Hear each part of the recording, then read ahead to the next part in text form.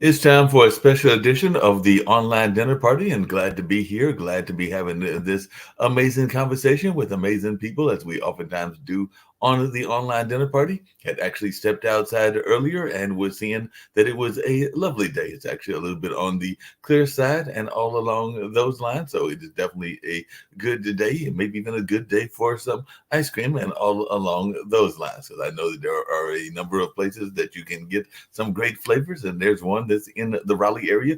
Of course, I'm here in Durham, and I'm gonna have to find out from my guest today if you can actually get it through DoorDash, because I'm actually waiting for a DoorDash order from another restaurant, and all along those lines. So I'm not sure if this particular guest makes deliveries as far away as Durham or Chapel Hill, but we're about to find out. But it's definitely a good day here in Durham, North Carolina. And Alyssa McLean is actually based in Raleigh and has got an amazing store that is doing all kinds of great flavors. I saw that they had all these amazing flavors. I'm going like, I want that one, I want that one, I want that one, I want them all, because they all look like they were extremely good and all along those lines. I'm definitely interested to learn more about Alyssa McLean and this amazing event that they've got going on this weekend, actually this Saturday. And I understand that it is being partially sponsored, or at least part of the African Americans that are in the technology field are involved in it as well. Because actually, a dear friend of mine had actually got in touch with me and told me about this particular event. And although there are a number of things going on at the Hayti Heritage Center, I'm gonna see if I can sneak away and maybe get to the event, even though it's there in Raleigh and all along those lines. But if I don't get there, maybe they will deliver. I don't know if they deliver through DoorDash or Grubhub or any of the other sources that folks sometimes go to get their food and all in that space. But I'm going to bring Alyssa in, and we're going to learn more about how she got involved in this business, her love of technology, and a number of other things that we're going to be talking about. But it's always good to have amazing guests on and all along those lines. I don't know about you, but I was actually, we had that rain a couple of days ago, so I was not enjoying the rain. But now that we've got sunny weather, and definitely it does not feel like it is February about to be March. It feels more like it's March about to be April, but this is April. literally leap day and everything and all in that space. So today is February 29th, and that only comes around once every 4 years and everything. I was actually joking with some folks. I'm like, so does that mean that if you were born in 64 and you're actually 60, that you are actually only 15, because you only get a birthday once every 4 years and all along those lines and everything. But I'm more like, I guess they're only 50 years old, even though they might actually be 60. And some of my friends were like, no, Mark, that's silly. They just have to celebrate their birthday on the 28th or on March 1st 28. or something like that. But definitely, Alyssa, glad to have you here. I've seen the interview with Ken, and I'd also seen y'all's really cool mascot, and maybe I'll play a video that y'all have where like Scoop looks like Scoop just having way too much fun and all along those lines. So definitely sounds like Scoop is a very popular part of what is going on. But like I said, Nicole has reached out to me. So I'm just wondering, how did the shop get associated with that organization? Because there is a number of folks, particularly in the triangles, that are in the technology field and all along those lines. So I did see that they were involved as well. And like I said, my longtime friend Nicole Maxwell had gotten in touch with me and told me about this particular event and everything. So just wondering, how did y'all tag team with, I think it's called Blacks in Technology, here in the Research Triangle Park and everything? And definitely tell me more about your love of ice cream, because earlier when we were backstage, you were telling me that you had grown up in New York, and I'm going like, well, maybe she was the one that was pulling the fire hoses and then going and grabbing the ice cream after the fact and all along those lines. But I wasn't 100% sure. So I guess we'll start with a little bit of the technology, but also your love of ice cream and everything along those lines. So I've got all kinds of questions. Well, hi, Mark. Thanks for having me on, first and foremost. But I got in touch with in Technology because our shop normally does what we call Spirit Nights, where Mhm. we host either schools or organizations that's wanting to raise money for their either their PTA or whatever cause that they have. And so one of the things that the shop is known for is Spirit Nights, which we have hosted dozens and dozens of those since we've been opened. So that's how we met. A young lady that is involved with Black in Technology. She normally comes in the shop, I would say, once a week with her kids.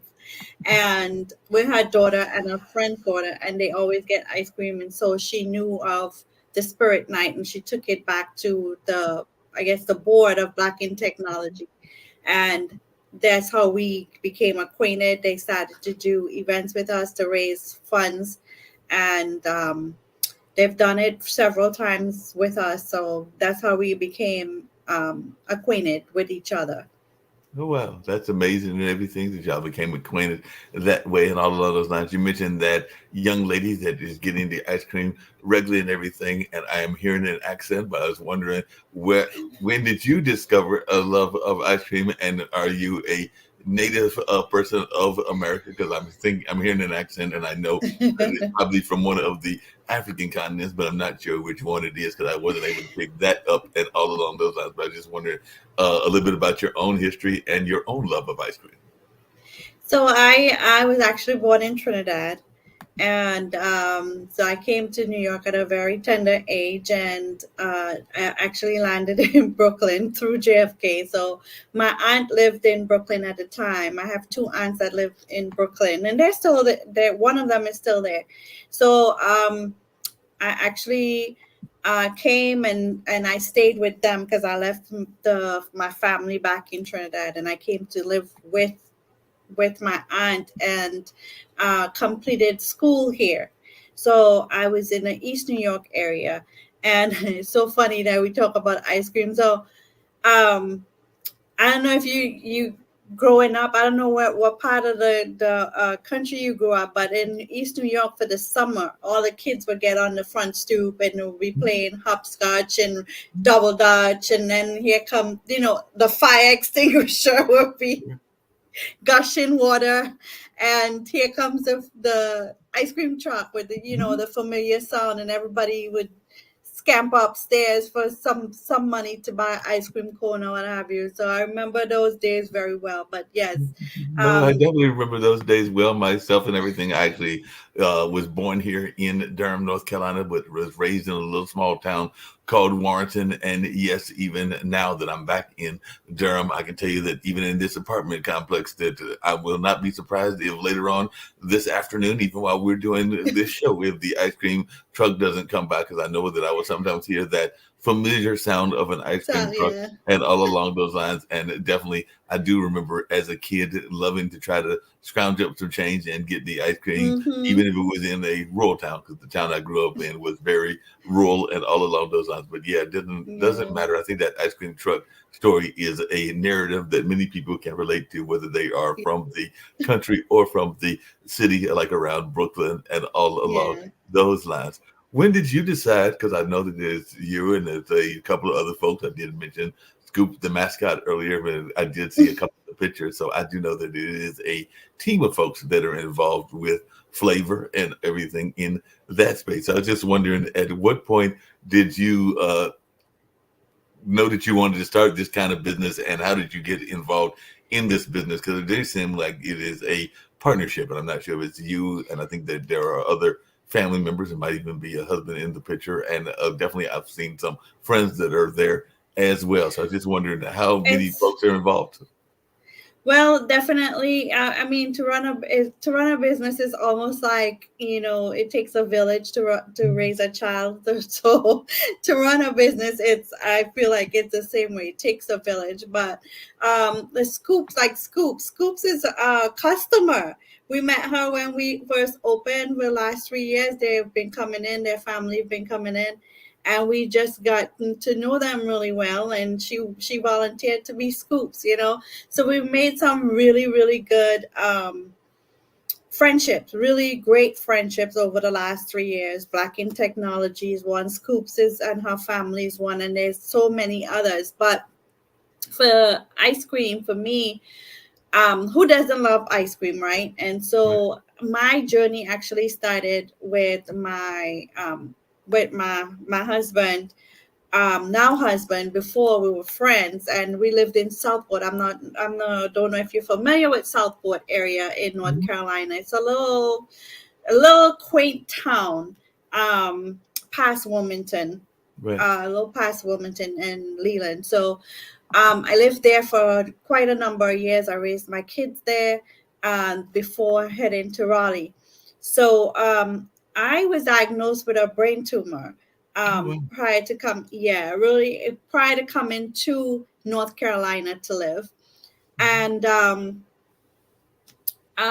was out of work for a little while, and so didn't have health insurance. And without that health insurance, I was supposed to have MRIs every 6 months, and it kind of got out of hand while I didn't have insurance. So by the time I got work again, and this isn't a span, we're talking about a span of a year without health insurance and getting health insurance again. I went to the doctor and found out that it had progressed. It had gotten really bad, and they had given me about 6 months to live with it if I didn't have emergency brain surgery. So I'm finding that out and trying to go through the process because I had to have brain surgery within the span of weeks, right? So I have 3 young kids at this point in time, and so everybody's banding together, like my kids' friends, parents, and that were good friends because they were all on football teams and basketball teams. So I've gotten to know a number of parents, so they all came together to support me. And one of the things that they did was take the kids out for me.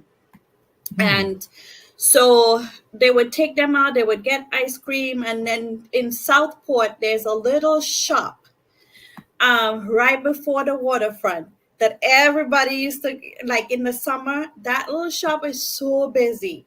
You meet all kinds of people at that little ice cream shop. And I mean, little shop.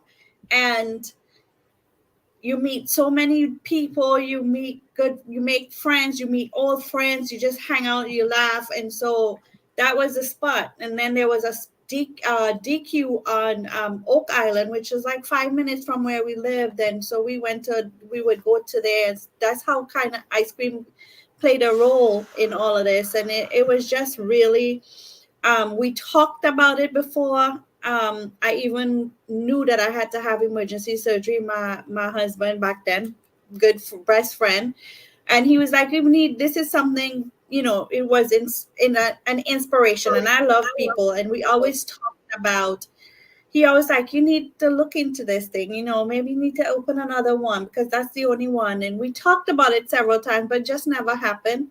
And then, with everything going on, ice cream became the go-to to just kind of get away from the reality of what was going on. And so ice cream became a part of our lives. And then I came to North Carolina, and one of the things my pastor, which I call my family, I call them my mom and dad, because they're the ones that I got to have a really good relationship with them. We built this strong relationship. We had a relationship, but it became even stronger after I had surgery because they moved into my house to take care of me for a good almost 8 to 10 months. And so that relationship and that bond, it got even stronger. And he loves ice cream. He would eat ice cream any day. Like, come on, let's go for ice cream. So they would, we would just all pile up in the car and go for ice cream. So ice cream has just been a relief for us, a joy to us in the times when it wasn't the best of times. And I just loved how it brought the community and the people together. And so once I was here and everything had settled and my boys were out of school and everything, it started to resurface again. And it's like, maybe now is the time. So spoke to my husband.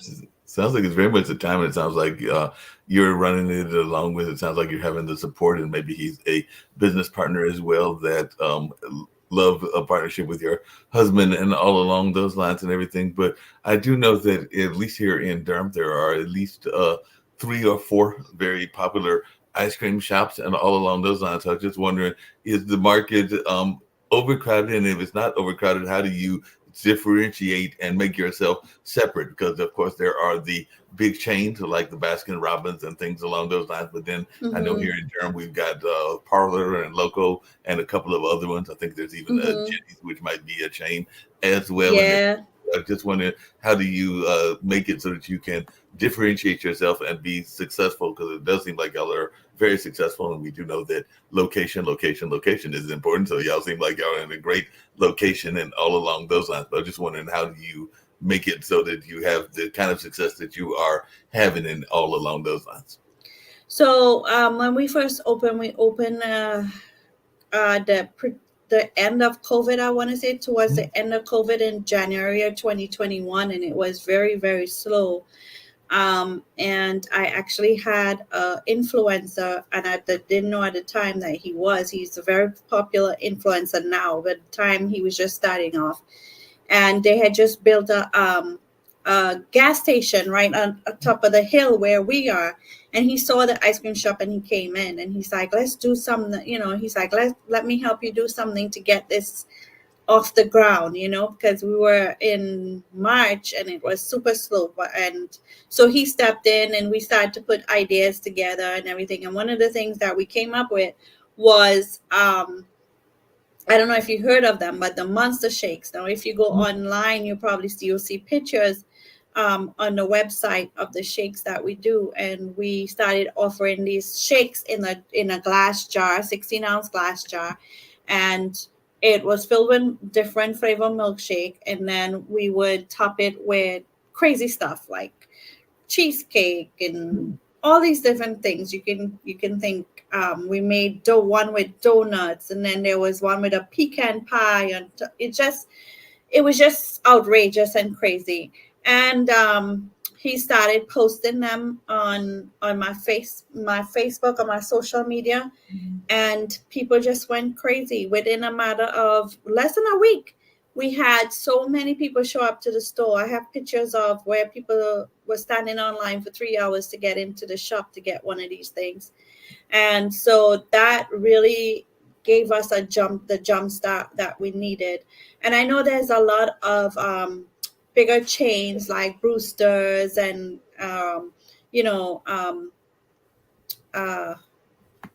Good Berries and all of these stuff, but I feel that we have a niche with doing things differently, because everything we do is pretty big. Except we do everything. And what we hear from the customers is that what they love is not just the ice cream, but we're versatile, and they can come in and they can get anything. They can get a shake, they can get a crazy shake, they can get a cone, they can get banana split, they can get sundae, we're very, very versatile in what we have. We have a diverse menu. And so people love that. And we keep it fresh. I keep coming up with ideas and trying to keep it fresh as we go. It sounds like it and everything. I will let you continue talking. Speaking of DoorDash, I got to go pick up answer the door and all along those lines. But one of the questions I was going to ask you really quickly is, do you think that work ethic helps as well? Because I am friends with the current mayor of Durham, who is also the owner of Zweli's, which is a Zimbabwean restaurant that he opened with his wife, and all along those lines. But I know that sometimes people will think that work ethic, particularly work ethics from different cultures like the Caribbean and African cultures, are sometimes even stronger than our own work ethic. So I was just wondering your take on work ethic. Okay. I think I think work ethics has a lot to play in it as well, because you have to have, as a owner of a business, it's not easy out here. And we have dealt with so much in the last 3 to 4 years trying to open this shop. And as we open the shop and as we continue to grow, it keeps coming at you. And you can't be lazy. You have to be resilient. So I think work ethics have a lot to do with it. You have to have a certain mindset, and it's hard to stay in that mindset when these things keep grasping at you and pulling and tugging at you. So I grew up with a grandmother who, I got up in the morning. First thing in the morning, you pray and you got to make your bed, get ready for school, but you can't leave before you make your bed. So it starts at an early in stage. And these are little things that I still carry with me. I get up every morning and I make my bed, because for me, that starts my day, and that kind of dictate my prayer, and my making my bed dictates what my outcome of my day is going to be. So these little things that was installed at an early childhood is what really makes a difference, and you have to have a strong work ethic to do what small business owners do, because it's not easy. No, definitely. And what advice would you give to folks that are listening to you now and thinking like, I want to go open an ice cream shop? I actually had some friends that were thinking that they wanted to make a trip to the state fair and maybe even get their products at the state fair. And I do have another dear friend of mine that has opened up I think it's a seafood oriented food truck and all along those lines. But he and his wife have been in that space, Mr. Truitt, I think for about less than a year now, if I'm remembering correctly, but they've definitely just recently started it, even though he comes from the theater world and all along those lines. But I was just wondering your take, and what advice would you give to folks that are thinking that they want to go into business? And did you go that route? Because it sounds like y'all went the route of starting off with a physical building, and then there are a number of other people that have gone from the food truck to the physical building. I think Baroque Soul and a couple of others started off as food trucks, and then they had a physical location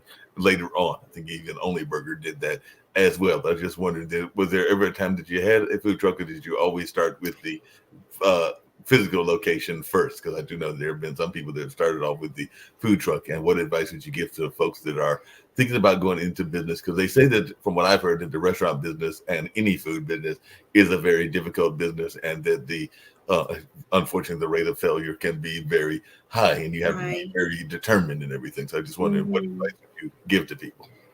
Yeah, so we didn't start with a food truck. We went straight to brick and mortar. I didn't even think of a food truck back then.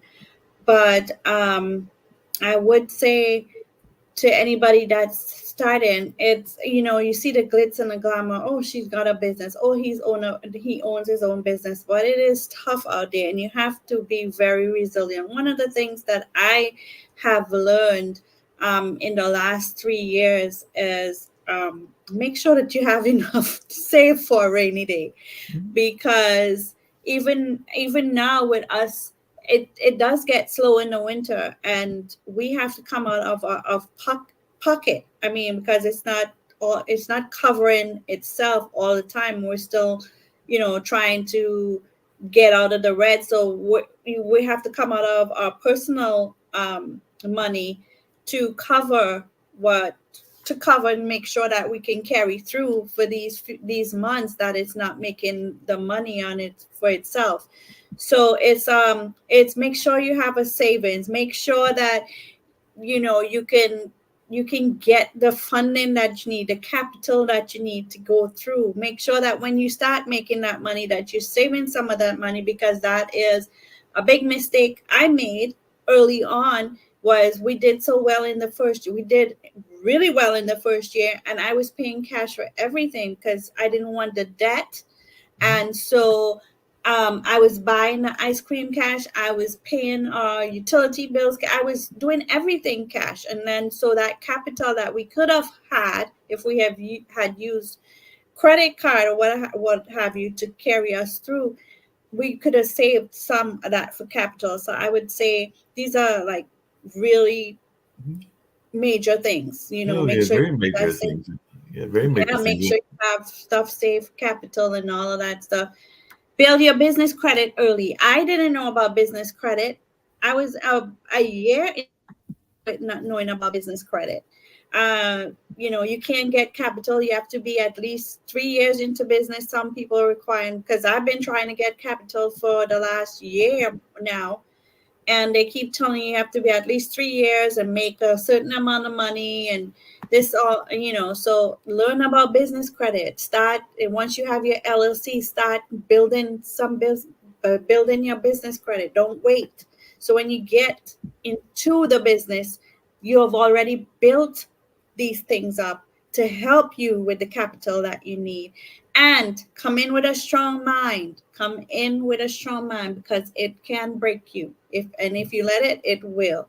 So when you come in, make sure that you're prepared to deal with some of the stuff that because it's not just the shop. You have outside entities that come in from nowhere. And like one of the things that we're dealing with is a ton of carry. I did so much research before I started this, so much. I reached out to so many different people, and what do I need, and all of this other stuff. And none of the grease trap never came up from anybody. Wow. And we started our business, and here's the town of Cary, and now we're looking at $16,000 to $20,000. So do your research. Don't make, mistakes. You're gonna make mistakes, especially if it's your first business. But from people like us who have done it, and we're telling you, try to deter some of those mistakes that we've made. No, that makes a lot of sense and everything. Definitely got to do your research and all along those lines. And sometimes those outside forces can be an issue, because I know one of the things that I work in the Hayti Heritage Center, and across from the Hayti is one of the Pelican locations. And I do know that there is some major gentrification going on. So I'm not sure that they will be there that much longer, because they will probably be part of the casualties of that kind of redevelopment and all along those lines. So I just wondering, how safe do you feel at your current location, and are you looking at expanding locations? Because I do know that there are a number of that particular chain there are that they will be able to bounce back in someplace else. But I do know that there is some concern that they may not be there, say, a year or two, because there is a group of folks that are going to be doing a major development. I think it's going to be both apartments as well as some business complexes that'll literally be across from us, and also across from another apartment complex, and all along those lines. But I was just wondering, what are some of your own expansion plans, and are you even thinking about expansion at this point? I was thinking about expansion. I wanted to actually, part of the dream was to open a second shop by the third or fourth year, but with everything that's going on, that's going to be delayed. And it could be delayed or canceled, for lack of a better word, because I'm still working with it, trying to work things out with the town of Cary. If I don't get this grease interceptor, we're gonna have to close the shops, because they're gonna start imposing fines, which I don't want. So I've been looking for different locations to see if that's a possibility of us moving into something else that was possibly a restaurant or a cafe that may have the grease interceptor already, so we can just kind of move into it, because we don't need a lot of space. We just need, right now we have 800 square feet, so I'm looking for something between 800 to 1,000 square feet. That can save us if we can get a spot like that. But other than that, my expansion, I really wanted to expand. I wanted to have our second shop between the third and fourth year, but right now that's not what the plan is. God has something different planned. Maybe it's still a plan, but from what I can see, if we have to come up with $16,000 to $20,000, that's going to put us in a lot of hardship. And I can't tell you how it's going. I'm being optimistic. And I'm doing everything that I can do at this point in time. But we really have to wait and see how everything plays out before I can even think about a second option. That makes a lot of sense. And I don't know if you touched base at all, because I actually produced one of her shows, and it'll actually be later on this afternoon. But I do know that there is a young lady that is a singer that actually has a coffee and tea shop in the Cary train station. So I don't know if you reached out or even thought about reaching out to Coco McMillan, because she is a sister that has a tea shop in that area, and I think that's been going on for a number of years. And I do know that sometimes she will do collaborations as well. So I don't know if you've had other people try to have you reach out to her, because I think she's very much tied to her church community as well. But that might be somebody that you might want to reach out to if you haven't already made that reaching out, because she's had that train station. I think she opens up in the morning, like around 6 or 7, and is open till like 3 or 4 there in that Cary train station. So she's in the same general area. So you might want to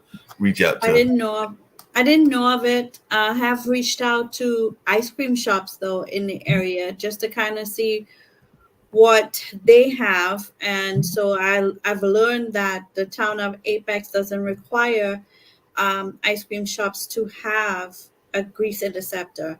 And I've reached out to different ice cream shops in the Cary area. Even though I'm in Raleigh, I'm on the cuffs of Raleigh and Cary, so the for some reason I fall under Cary for some things. And so I've reached out to some ice cream shop owners, and I did learn that shops my size, they have a grease interceptor, but it's small, it's above ground, and they didn't need to dig the ground. Whereas they're requiring me to put in a 50 gallon tank, 50, and it needs to be underground. So so I've been doing what I can and trying to get research and trying to reach out to people. We've had several people come forward to try and help.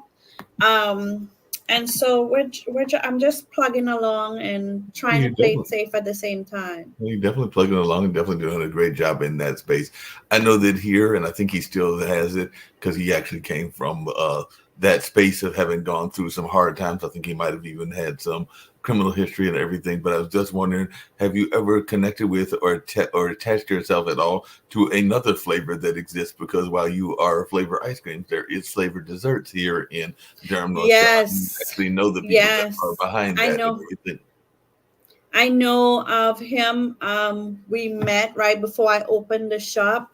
Because I live in West Cary, and they used to be right down the street from me in Durham on 55. Right. And so I saw the shop and I stopped in and introduced myself. This is before my shop was even open, and introduced myself. And once I opened the shop, we decided to work. I decided to work with him, and he was good with that. So he supplied all my cupcakes. For a long time, but then things started to get so slow for us that getting the cupcakes didn't make sense because they kind of sat and we had to throw them all out. So I haven't really worked with him in a little bit, but I know I have worked with him before. I know his story as well. And so he has been an inspiration because I knew where he was and where he came from and what he's doing. So you're definitely doing some positive things and everything. You mentioned it earlier, the fact that a lot of times shops like yours are seasonal. And I'm actually, one of my other jobs, which I have in addition to the Cultural Arts Center, is working for a testing company, and we are very seasonal. As a matter of fact, we're in the middle of our season right now because the kids have to take the test before they can be scored, because they don't like to use the word graded and everything. But I do know that with seasonal work, when the money is flowing, it is good. But as you just said earlier, you have to save the money because there are going to be some lean times, and sometimes you might have 5 or 6 months that you are busy, or in some cases it might be as few as 3 to 4 months, depending on the type of seasonal work that you are doing and everything. So I'm just wondering, I know a lot of times people think about the fact that creatives and entrepreneurs oftentimes have to have multiple jobs and have to have multiple streams of income. So I was just wondering, is this the only job that you and your business partners have, or do you find yourself sometimes having to work? And you heard me allude to it earlier, and that it actually was who I answered the door for. I have friends that work for DoorDash and Grubhub and even Lyft and Uber. So do you find that sometimes you have to do other jobs, and how do you do that balance? And if you do have to do other jobs between the work of doing the business, which we know can sometimes be almost like a 36-hour day, a 24-hour day and everything, but sometimes you have to do other things in order to survive and eat and make sure that there is food on the table, not just for yourself, but for your family as well. So I just wonder, how did that balance play in your own life? Well, I did have a full-time job. I did have a full-time job. I worked as a financial aid coordinator, financial aid counselor for about 15 years. And so when I started this, I actually left that job in April of 21, and we opened in January of 21 because we were so busy. So right now I don't work. outside of the shop is what I do. I'm there as long as that's open. I'm there. I have been looking for full part-time work, which has been for whatever reason really hard to find. Um, but I'm also in real estate, so I just got my real estate license back in September. So I'm fairly new, and I'm taking that time to really learn the business and get started with real estate. But my husband does hold us down, and I will tell you, I am being 100% transparent. That one income is tough. We've had to make a lot of cuts because, like I said, when it's lean on the shop side, we have to chip in there to cover costs there, and we have our lives to take care of. So it can be sometimes very frustrating, but we got to do what we got to do. We got to make decisions, um, and hopefully, and hopefully we'll get through this. I know that we'll get through it. Something would happen and turn around for us, and um, I don't know if that's even, I don't like to say it because it's hurtful, but maybe that may include closing the shop. I don't know how that's going to work out. Like I said, I'm trying to stay optimistic, but that's what I'm doing now. I have been searching for work, but whatever I need, it needs to be, whatever I do needs to be part-time because I do have the shop. Yep. And the only way I can go full-time is if we don't have the shop, because I have to be there because we hire high school students, and we don't make that kind of money to hire somebody to run it, Right. because so I have to be there. So, and then it's this, like I said, it's given me the time to throw myself in the real estate world. Yeah. Well, I had a question about that, but before I get to that, one of the things I was curious about was you talked about the financial aspect, and I know that a lot of times, even when people open businesses, they do not always know the things around business plans and fiscal responsibility, and you kind of alluded to that earlier. So I was just wondering, what are some of the things that you wish you knew from a financial standpoint and from a business standpoint that if I can use this term, the school of hard knocks is what wound up teaching you and everything. But if you could have gone back and learned it in advance, because I know that the network that I'm part of, one of the things that they oftentimes talk about is that they are frustrated that we don't teach fiscal literacy and financial responsibility in our school systems, and they wish that more schools would do that and everything. So just wondering your Yeah. take on that, and also what are some of the things that you wish you had learned before you opened the shop and went down this entrepreneurial journey. Um, and I have I have a degree. I have a business administration degree, so I did get some sort of marketing and all these other things, but I think I still lack that. So if you're going to go into business, I would I would definitely suggest some marketing classes, social media classes, um, AI classes, all of these things that I didn't know that how important. I knew some of it would be needed, but I didn't know how big of a role they would play and how important they would be. For instance, social media. I knew of social media, but I didn't know the influence it would have on my business. Social media is what got us to where we are anyway, right? And I had to learn. I'm still learning a lot about social media. So these are things that when coming in, I would definitely accounting. I worked in accounting for years, so I had some accounting background. I do my own books, but I don't do my taxes. I have somebody do my taxes, but I can do my own books because I have an accounting background. So if you have never done accounting, make sure that you have you're versed in accounting, your accounts payables, receivables, especially when with taxes and all these different things that come at you as a business owner. Payroll. Mm-hmm. Didn't know, I didn't have payroll background, but I know about payroll now. So there's so many different ins and outs of it. I would say a class if you, even if you have a degree like I do in business administration, you still need something outside of that, because it's so different. It's so different, and than what you go through in school. That you need a different set of business, if that makes sense. I don't That know if makes a I'm lot of making sense. sense. No, that makes a lot of sense. And you mentioned earlier about the importance of social media, and I know a number of businesses that are very much trying to get their word out on social media. But you also mentioned earlier about AI and everything. Like I said, that friend that I was referring to, Nicole, she's very much in that AI space and everything. But how important has it been to learn those skills, and how important and how much do you feel that you have learned those skills enough, or do you feel that there are still things you want to learn about AI and about social media that could help the business and everything and all along those lines? So I've been learning it for the last 3 years. So I feel pretty comfortable on now. Before I wasn't. I had to learn social media. Even though I was on Facebook here and there, but now I'm like diving into Facebook, because I have to post about the business and all that. So the school that I was at, Brunswick Community College, they actually give free courses to business owners. And so I went and I took a class with them about social media. And so I'm always looking at other YouTube videos and stuff about social media, because there's so much. If you can't afford the course, there's so much out there that you can still, like YouTube, teach you these things.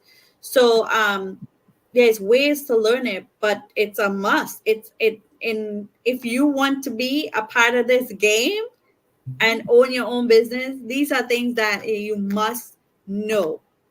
These are not optional. These are things that you have to learn. Accounting, you have to know some basic form of accounting. Where I don't care what software you decide to use, you need to know some basics of accounting. You need to know, because you have to pay people. You understand? You have to run your business. So you need to know some form of this. You need to know some form of social media, because that's how you're going to capture people's attention. You need to know some form of marketing. These are things that are imperative to grow your business. So I got into the planning aspect of it way back when, because I knew I had a business before. And so when I was in Brunswick, I had a small restaurant. And so I learned the planning aspect of it, because I took some classes with SCORE. I don't know if you're familiar with SCORE, but they're nonprofit. And they have classes all the time. They have people that's willing to help. And so I went and I met with somebody in SCORE, and they taught me how to write a business plan. He gave me the steps, and I had to go home and follow those steps to write a business plan. And so I became comfortable with writing a business plan. I wrote the business plan for the shop. So there's a resources out there, and a business plan is so important, because you can't get funding. That's one of the documents they want to see when you go for funding, is they want a business plan. So you gotta have a business plan. So whether you pay somebody to do it, I would suggest, even if you pay somebody to do it, you learn to do it. You learn what's in that business plan, what they're looking for, and different things. And SCORE is a great resource. So again, even if you don't have the money to take the classes, there are resources out there that you can use that's free. No, definitely. There's a lot of resources that people can use, and all along those lines. You mentioned earlier being in the real estate space now and everything. So I was just wondering, some people are thinking that this is a great market for real estate, as we are definitely coming out of the pandemic. And I can't remember whether it's a buyer's market or a seller's market, because I always forget how those terms are used and everything. I just wondered, as a new real estate agent, what your take is on the market, particularly here in the North Carolina market, and to be specific, the Triangle market. And I was wondering how that has even helped you in your main business in terms of the ice cream shop, some of the things that you might have learned from real estate. But I just wanted your take on the real estate market as it stands. So, being like I said, I started in September, and from what I've seen so far, this is a buyer's market. We're in. I mean, and people think about the interest rate. The interest rate is dropping now, but it was still a buyer's market. And the reason why was it's going to become a buyer's market. So with the interest rate is seller's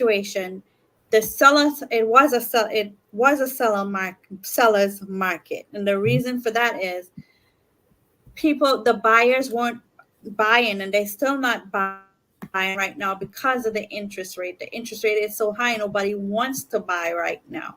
So everybody's kind of holding their breath in regards to the interest rate. But I've learned a term since I've been there, and that's marry the interest rate, right? So how it goes is buy the house and date the rate. That's how it says. So you marry the house and you date the rate, which pretty much you buy the house at the higher interest rate. And then once the interest rate drops, you have an opportunity to refinance it at the lower rate. But at least you're able to get the house that you want. And this is the reason why it's a buyer's market, is because there's not a lot of people buying right now. So the houses that are on the market is not up for competition. When the interest rate drops, then you're gonna have everybody, wanting to buy this house. Say, in particular, I have a house for sale, and you're not buying it because you're waiting for the interest rate to drop. Then when the interest rate drops, I have 10 people looking at my house now, whereas before it was just you.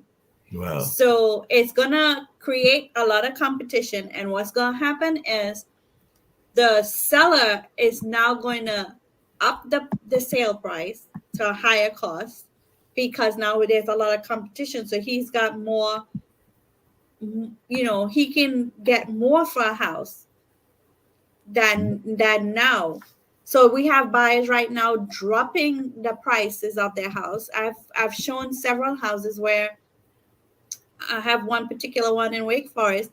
It started at 150 million, and he dropped, no buyers, drop, and now down to 905, right? Yeah. And he's gonna probably and it's sitting there because everybody's waiting for the interest rate to drop. Once the interest rate drop, then you have now all these buyers heading to that house. So he can go right back up and raise the price of that house again, because there's a competition now for his house. So people are just gonna, to win that bid, they're gonna up their offers. So right now is the best time to buy, because you're not in a competition to buy with anybody. So if you see a house that you like and you could afford it, and you got pre-approved and all, and you could afford how much house you could afford, now is the best time to buy. So marry the house now, buy it, and then once you have it, once the interest rate drops, then you can refinance and get the lower rate.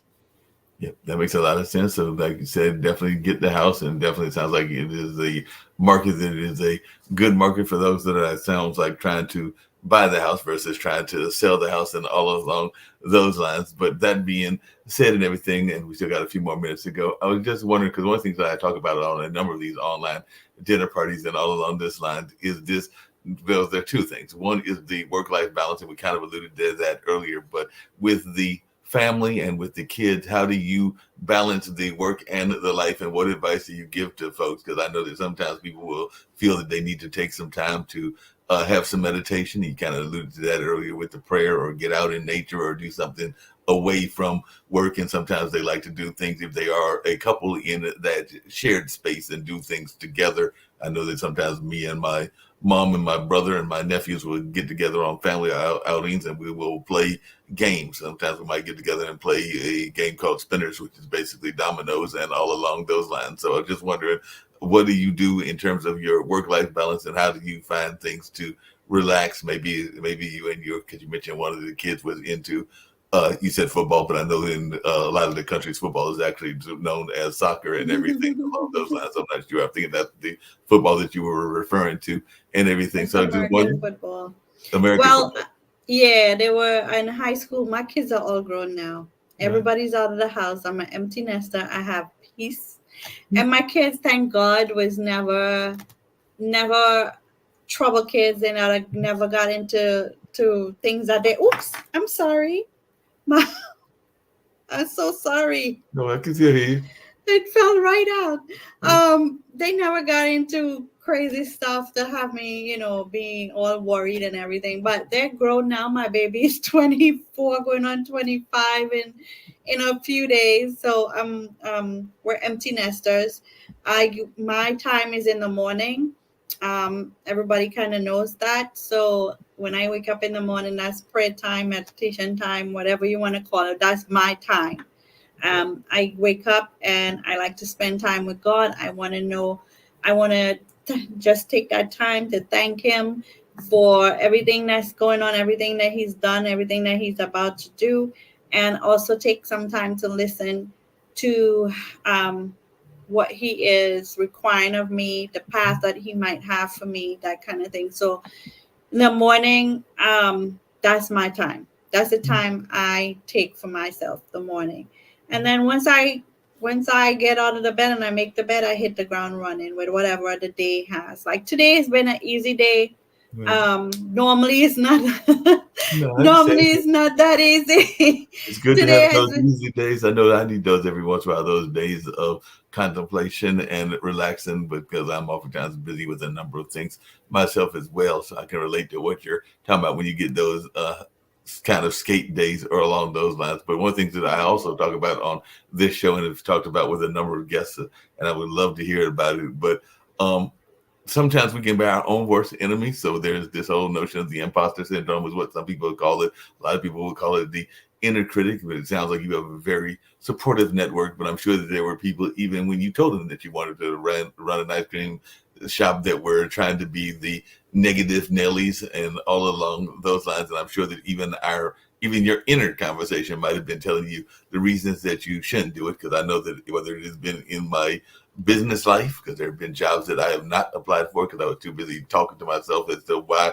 I should do it or not do it. And by the time it got time to do it, the opportunity had left. And there has also been social situations, and being a early 60s person and still in that single space, where I have definitely done that as well, where I've talked myself out of potential great relationships and all along those lines. So I just wondered, how do you deal with that inner critic? Because that's something we oftentimes talk about here on the Online Dinner Party, is the inner critic and dealing with that inner critic. And it is very important for business owners. So I'm sure that you even had that conversation with yourself every once in a while, where you might have been thinking that it was not going to be successful, even though it seems like it's very successful. At least it's working toward being successful. But how do you deal with that inner critic? that's tough. That is so tough.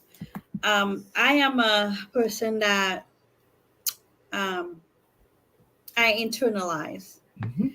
I don't, so I will go through something, but you would never know that I'm going through something unless I tell you. And so I internalize everything, and I would come home at the end of the day, I would cry, I would let it out, and then I would pray. Um, so for like instance, right now, some nights I can't sleep, and it's because my mind is telling me that I failed with the shop. Um, you're not gonna make it. This is gonna, it's gonna close. This kind of thing, and it's hard for me because that's resounding in my head in the night, and I can't fall asleep. So, um, for me, like I say, I pray and I have like scriptures that I in my head that I know. And so I would recite those to myself, like, to encourage, to give myself some encouragement. Also, anybody that knows me, they sit in my car.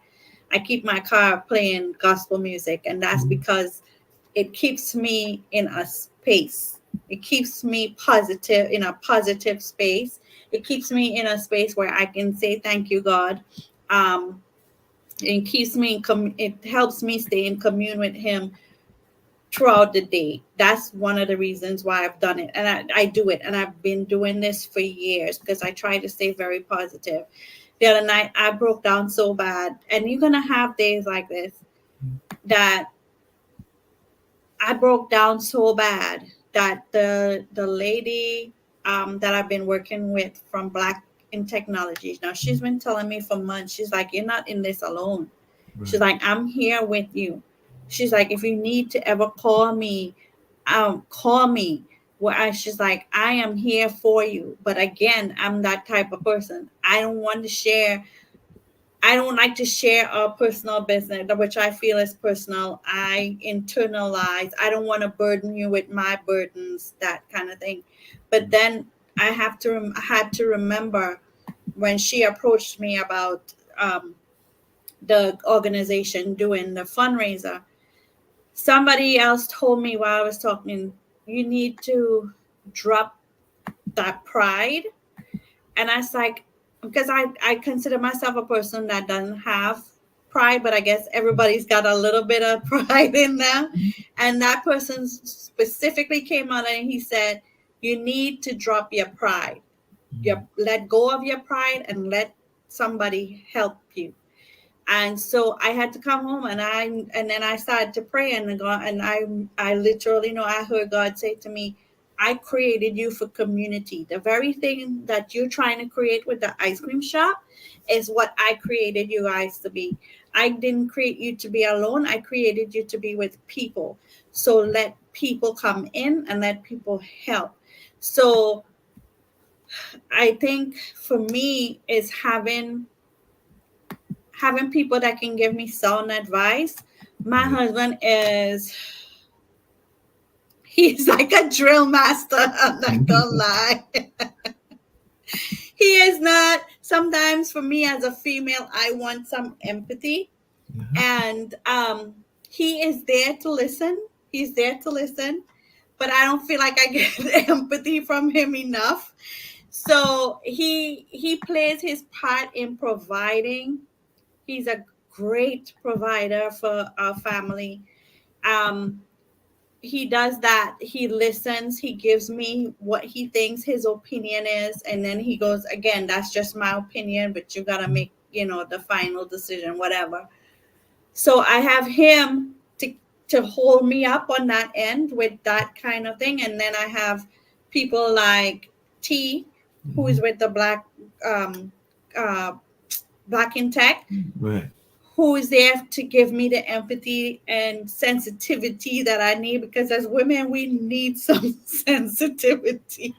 Well, as you were saying, I was thinking two things. One, I talk about empathy quite a bit on this show and a number of other shows because I think that the empathy is very important from both a man and a female perspective. And sometimes those guys are not the best at the empathy card, but I consider myself to be an empathetic and an empath. That's the word I was looking for, an empath. And I've been told that by some friends of mine as well, and all along those lines. But definitely sometimes it is not always the role that a lot of times the male gender is good at and everything. But then as you were talking, I was also thinking to myself, I don't know, and not trying to be crazy in the questions, but I'm going like, yeah, I know about that internalizing, because I sometimes will internalize myself as well. And I'm thinking to myself, I wonder if Miss McLean is one of them water science, because it sounds like she's got the same similar that kind of background that us water science have, because as a Cancer, I know that we are very much internalizing, even though I'm Capricorn, but I internalize a lot. I'm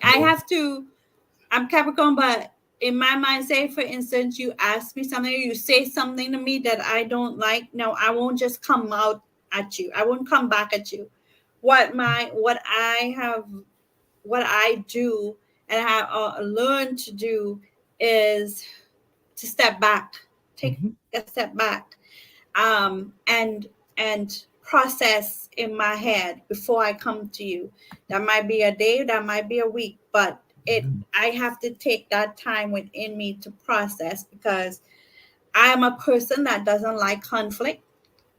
I had some traumas with conflict. And so conflict is not something that I like at all. No, I can So definitely. my way of dealing with that is taking the time to process, and then come back with a calm mind, come back with, how I'm going to say things or present No, I things can before definitely I relate say to it. that because I'm not a conflict person either, and will sometimes do things to avoid conflicts, and sometimes that can get you in as much trouble as it can, saving the trouble and all along those lines. So I can definitely relate to that because sometimes I would do things that I'm thinking will avoid the conflict or to delay the conflict. So yeah, that conflict avoidance can be an issue, and an issue that I can relate to because I have definitely done that myself as well. So I definitely can relate to what you're saying in that sense because I know I've been guilty of that. And technically speaking, if I remember the astrology right and everything, I think that Capricorn is literally the opposite of Cancer because I think that that's why there is the Tropic of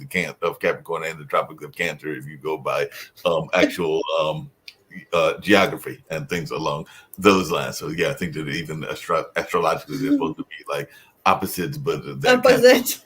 right that opposite that are similar and all in that Right. case if I'm remembering my history of that particular notion of studies and everything, but I think that's what I recall and all along those lines. One thing I was curious about, I'm actually going to bring up some of the Facebook posts because you mentioned that earlier and everything, because you did say that there is needs for folks, and I was wondering why y'all are calling it For the Culture, and apparently there's going to be some amazing entertainment that'll be coming there as well. And like I said, in a minute, I'm going to bring up one of the Facebook posts that you had put out there and all along those lines so the folks can actually watch and hopefully get engaged and all in that space. But I did see that there were some amazing parts of what is taking place in this event. So I'm definitely looking forward to seeing how we can help and all in that space. But I just wondered if you can speak to this and some of the things that will be going on with this event because it does look like it's going to be an amazing event coming up literally in about 2 days. It'll be coming up Yeah.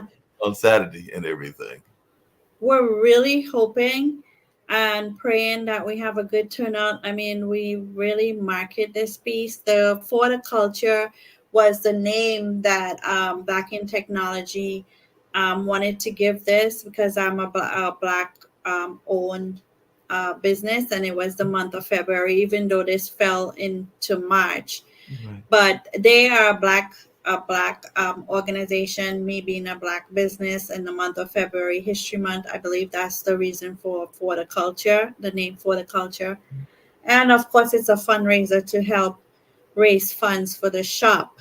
Um, we did come up with various things to make it as fun as possible. So as you see on the flyer, we have several vendors, and they are pretty much all black businesses.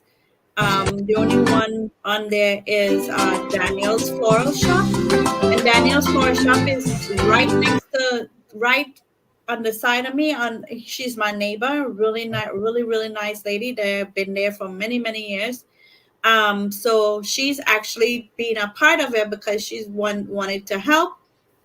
um and so she's doing floral arrangements with the kids. So she's having a floral arrangement workshop for the kids so they can learn how to make floral arrangements. And then we have the Nooks of Grace by Keller Williams is me. That's my real estate company name by Keller Williams. And then we have the Tri Seafood Truck. They're amazing. They're out of New York actually. They had a shop in New York, and they closed in New York, and they moved to North Carolina and reopened in not too far from where the shop is. So they're bringing the truck out. Okay. Yeah, and then Rogers Global Leadership it's a leadership organization that teaches leadership skill sets. And then we have Lux Shine and Mobile. he's actually he's doubling up that day. He's actually going to be the DJ. He's Okay. DJing and he is actually going to be doing mobile detailing that day. So if you want on Saturday, if you want your car to be nice and shiny and clean when you leave, he's got you. The North Carolina Vertigo support community. This is this young man that I've met. He comes into the shop all the time. He's been a big supporter of the shop, and he has vertigo. And so he also had a podcast that I spoke at. I spoke at one time, and so he's bringing out and he's gonna set up a table to make people aware of the vertigo. And Zai, she is an artist. She's a hairstylist. She's everything. She is so cute. I love her. She's gonna do the face painting. Gracefully Led is a Christian, but is Christian books. Um, my pastor, my first lady, they both have books that they've written, so they're gonna be selling their books. And then Peace for Nine is a clothing company. So there's caps, t-shirts, different things. KP Candies, he does amazing stuff with his candies.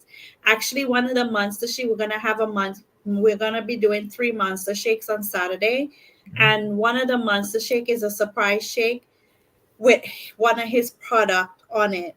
So I'm excited about that one. And then Simply Sophisticated Jewelry is by T. Cruz, and she's the person who actually put all of this together with Black in Technology. So she's going to have a table there as well. Wow, it sounds like an amazing event, like I said. And what time on the 2nd will it be? Because I think it's in the afternoon until the evening. But what is the specific time that this event will be going on and all along those lines? So we're going to kick off. So the shop is open between the hours of 1 p.m. to 8 p.m. But the event itself is going to kick off at 3 o'clock to 3 to 6. It's going to kick off at 3 to 6, the event on Saturday. And Scoops is going to be there to... The Scoops will be there doing this thing. Scoops will be there doing this dance. And she'll be handing out balloons and different things, taking pictures with kids. She's super excited. Super excited about being there. So that looks amazing. And this will be there. This is one of those. We have 24 flavors of ice cream. We keep we serve all the time. Wow, So, you have 24 flavors, you said? 24 flavors, 2 non-dairy flavors, and the rest is regular. And will the ice cream social know about it and everything? So it looks like all along. 24. And we do catering. So if you have an event and you want us to come out, we do catering. We can come out to you. If you can't come to the shop, and we also do spirit nights. If you want to raise money for your school PTA or your organization, we choose a day. Whatever sales we make for that day, we give back 25% of it to you for your organization. Wow. And along those same lines and everything as we get ready to wind down, and it's been a delightful conversation. I've enjoyed the Nicole connecting me with you, and then we've had this delightful conversation. There is a question I ask everybody toward the end of all of these shows and everything, but one of the things I was curious about is definitely the advice that you would give to folks that are wanting to get into specifically the ice cream business, not just business in general, but the ice cream business. So is it a business that anybody can get into? Because I know that there was a young kid, I think he was from Georgia, and there was a commercial I see regularly where he had his whole ice cream truck and all along those lines, but it was an ice cream truck that he had definitely been in the community there. I think it was in Georgia, if I remember correctly, but I used to run it regularly on one of the shows that I used to be part of. But if folks are wanting to get involved in the business of the ice cream business, what advice would you give them since you've now been in it for a few years? The ice cream business. I can't tell you about the ice cream truck because I never owned an ice cream truck. But for the ice cream business, like I said earlier, it's all about your research. Make sure that you do your research. Make sure that you find the right person to help you build out your shop the way you want it, so it goes smooth. Make sure that you have the instructions written out on paper, so you don't run into issues like I did. Just make sure everything is planned out properly. Make sure that you seek counsel from your city, your town, what it is that you need before you get started. All of these are other little things. Make sure that you have your savings, your savings correct. Build your business credit. All of these things that we talked about earlier. But Definitely. most of all, make sure that you're ready and Right. your mind is ready to Yeah. do this, because I don't care how prepared you get, there's something that's going to come and it's going to slap you, and you want to be you want to have a resilient mind set when you go into something like this. um so yeah, Well, my recommendation is research, research, research.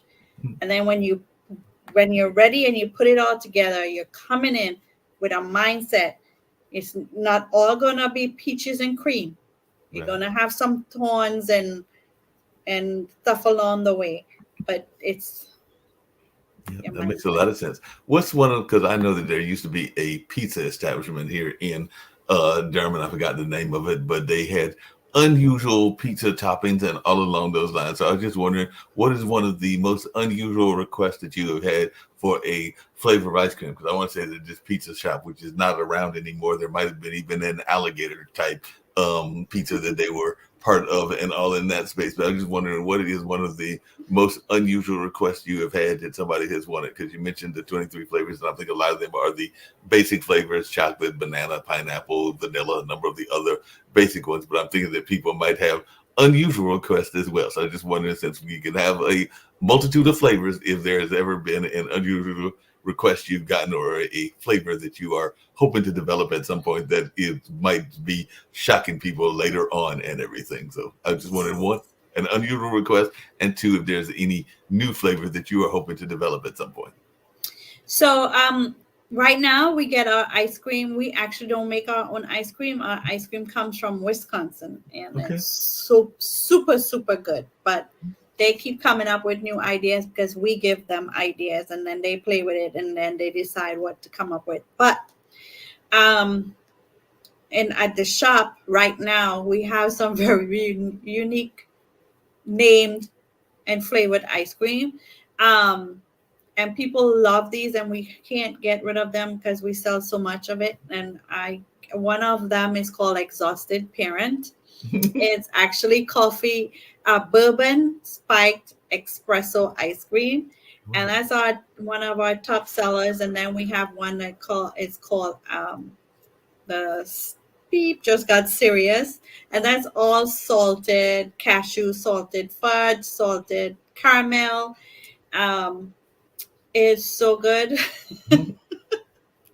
So, and then we have one called Heaps of Love. These are the top ones, Heaps of Love.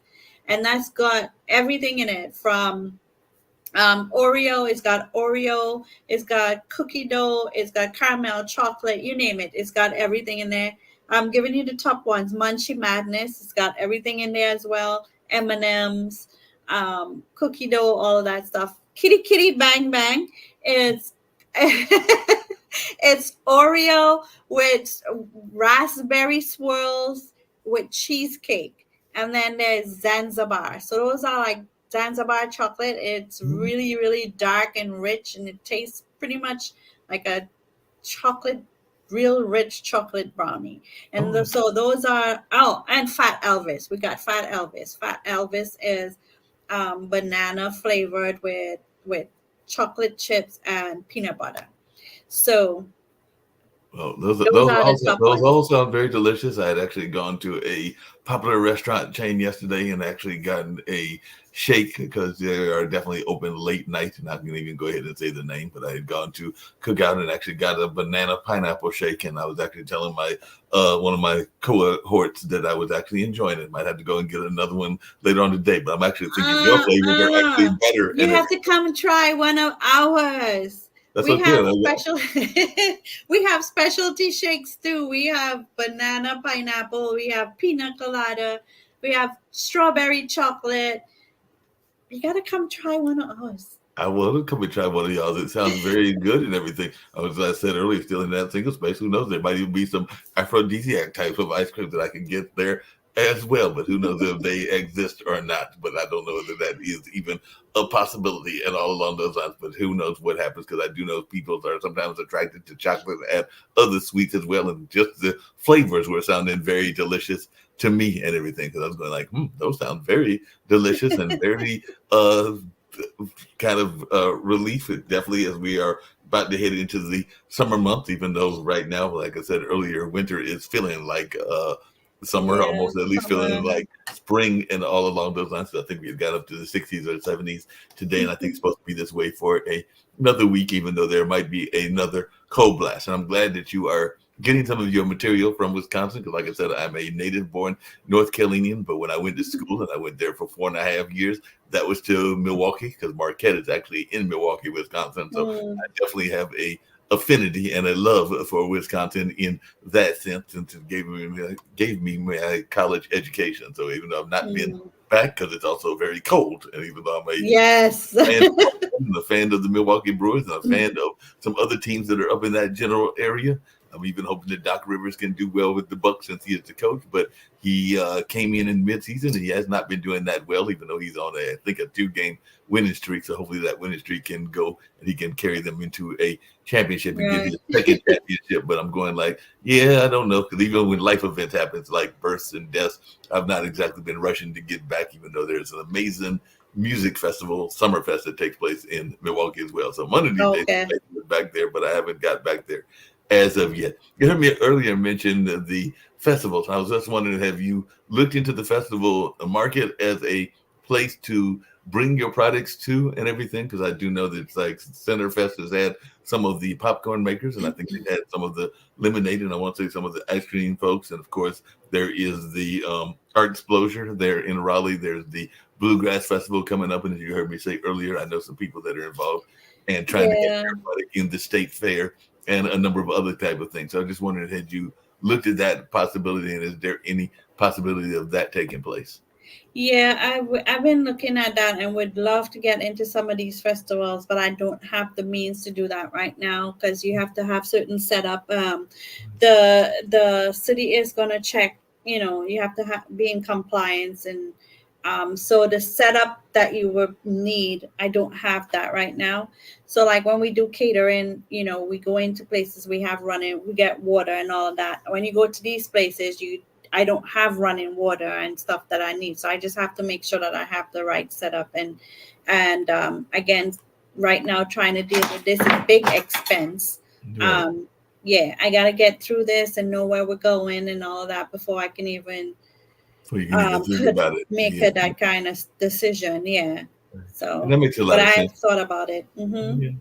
You mentioned earlier, and then the question I asked everybody, and then we'll get ready to get out the door and everything. But yeah, you had mentioned earlier that there is efforts, and not just by the Blacks in Technologies, but others to help. And I think that I had seen, even though I'd have to go back and find it, but if you want to tell people, I think that there is a Bitly and a donation way that if people are interested in helping you, even if they can't come to this Oh, particular event and all along those lines. So I just wondered if you knew that off the top of your head. If not, I'll try to do some research and everything. um, let me pull it up. I should, right? You think I would know it off the top of my head, but it's a GoFundMe page Right. that was created for us, and it is on our Instagram page in the bio. Mhm. So there's a link there if they wanted to make it easy to go on the Instagram page and look at the bio. You will see the link, and they can click on that, and it will take you to the GoFundMe page, so you can donate there as well. And tell the folks that are listening what the Instagram page is so that they can get to that link and all along those lines. So definitely let folks know how they can reach you and reach the shop. And you never did answer the question. Like I said, one of the things I'm going to ready to do is have that lunch that was delivered earlier and everything. But I was just wondering, is it possible to get flavor ice cream delivered by DoorDash or Grubhub, or is that like too impossible and all along the lines, or have y'all gotten on that? No. So so we do is Grubhub. So we were actually doing both, but we didn't have the enough business to do both. So we got rid of one. So Okay, I believe is Grubhub now, and I'm pulling up our website. no I'm problem. pulling up the website because it's on the website where you can go and actually order. It's Grubhub.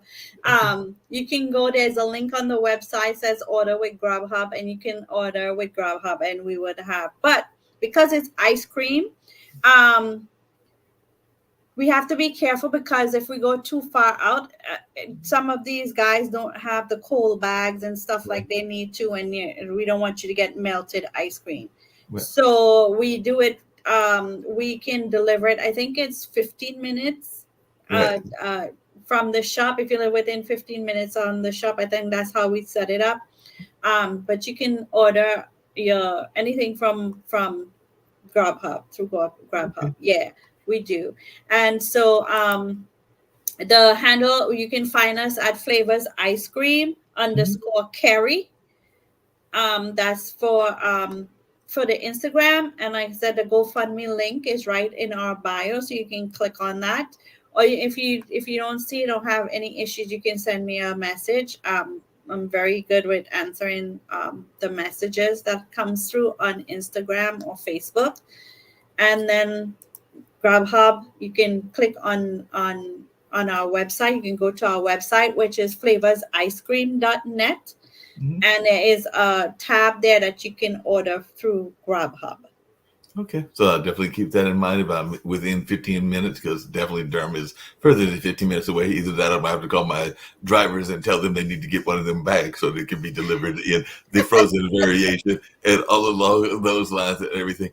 As I said earlier, one of the things that I get all my guests to do, and you did part of that just now by telling folks how they can get in touch with you, but I am a big fan of definitely spreading positivity, and you've been spreading a lot of positivity in this interview, but it is a global network. Pod TV is and everything. So if there is a message of positivity that you would like to share with the global audience, I'm sure that folks would love to hear that. And then we're going to go out with a not so much a competitor, but if there are commercial promotional videos that you want to send to us, I will gladly play them on other people's shows, even before Tuesday or even afterwards and everything, so we can keep you in their mind and everything. But on this particular folder and everything, I've actually got a young lady that does vegan snacks, and she does them out of the Black Farmers Hub, which is also there in Raleigh. So after you give your message of positivity, we'll be hearing about the young lady that has her confectionery that is sold at the Black Nice. Farmers Market and all Yes. along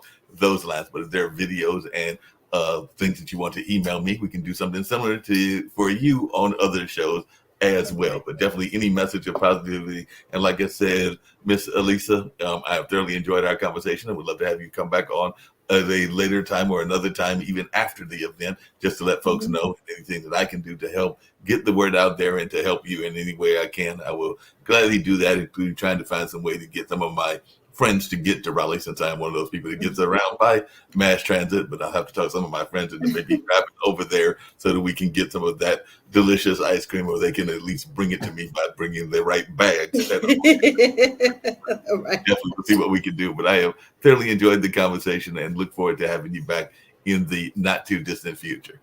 Yes, sir. I appreciate you having me on. I did enjoy the conversation, and I look forward to coming back. I Sure. do. But for positivity, I just want to say there's so much going on now in this world. And this is not even about ice cream or anything. It's just in general. There's so much hate and negativity and stuff going on in this world around us. And the best thing, the one thing I think that can succumb all of this is unity.